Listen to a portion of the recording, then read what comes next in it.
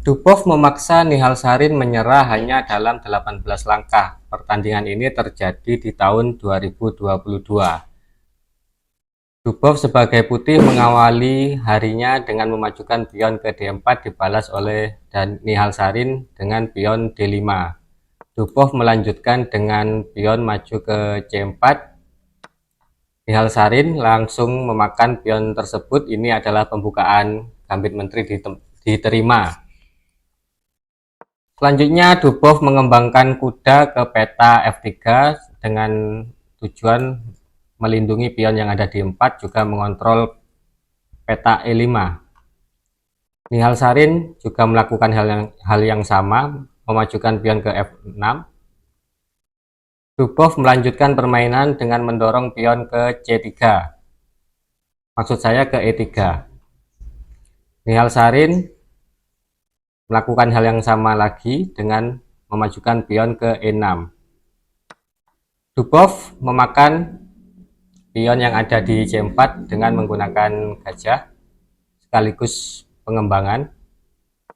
Nihalsarin memajukan pion yang ada di C5, ingin melakukan pertukaran ya, ingin membuka peta senternya. Dubov mengabaikan serangan tersebut dan memilih untuk rokade. Nihalsarin melanjutkan dengan pion ke A6 dengan tujuan ingin memajukan pion ke B5 untuk menyerang gajah putih. Dubov melakukan pengembangan dengan menggeser menterinya ke peta E2.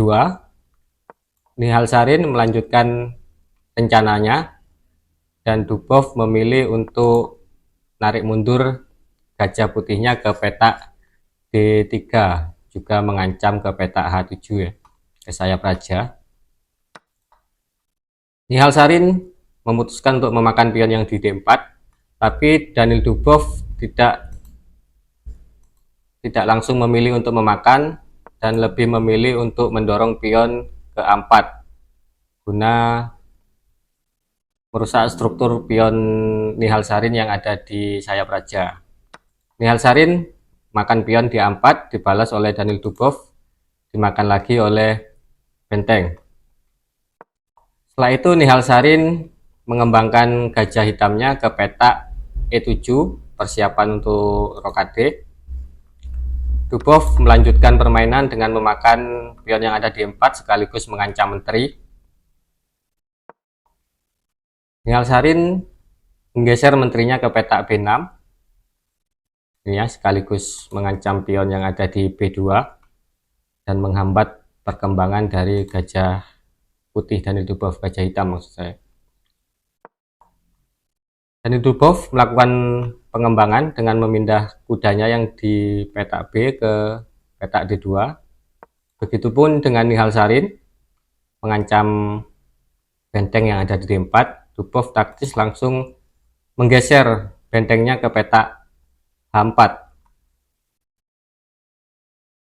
Nihalsarin melanjutkan permainan dengan mengembangkan gajahnya ke peta B7, masih belum mau rokade ya. Rajanya masih di tengah. Danil Dubov melanjutkan menyerang menteri yang ada di peta B6, taktis dibalas dipindah ke peta C7. Dubov melanjutkan permainan dengan mengembangkan gajah hitamnya ke peta D2 dengan tujuan ingin menggeser ke peta ini untuk menciptakan serangan di sayap raja ya. Ini ya.